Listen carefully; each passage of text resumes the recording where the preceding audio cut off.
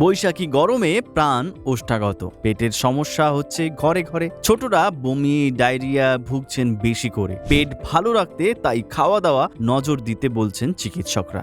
গরমে পেট ঠান্ডা রাখবে এবং বদহজমেরও সমস্যা হবে না এমন খাবার বলতে প্রোবায়োটিকের কথাই সবার প্রথমে মাথায় আসে।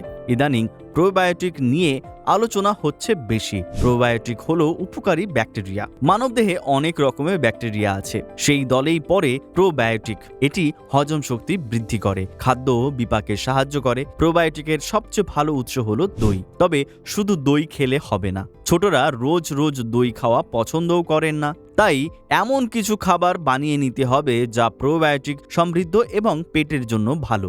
দই চিড়ের স্মুদি। চিড়ে ভালো করে ধুয়ে টক দই, কলা এবং সামান্য গুড় দিয়ে মাখিয়ে নিতে হবে। এরপর ব্লেন্ডারে দিয়ে স্মুদি বানিয়ে শিশুকে খাওয়ানো যেতে পারে। এটি দীর্ঘক্ষণ পেটে ভরা রাখবে এবং শরীরকে ঠান্ডা রাখবে।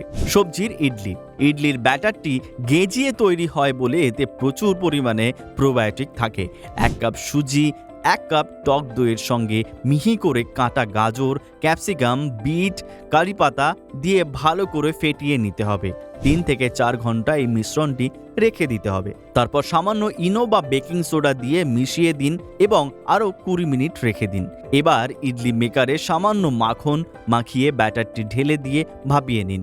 ছাতুর প্রোবায়োটিক পানীয়। ছাতু পেটের জন্য ভালো, এর সঙ্গে দই মেশালে তা আরও উপকারী হতে পারে। পদ্ধতি: 1 গ্লাস পাতলা ঘোলের মধ্যে 2 চামচ ছাতু, সামান্য আদা কুচি, লেবুর রস এবং বিট নুন মিশিয়ে ভালো করে ঝাঁকিয়ে নিন।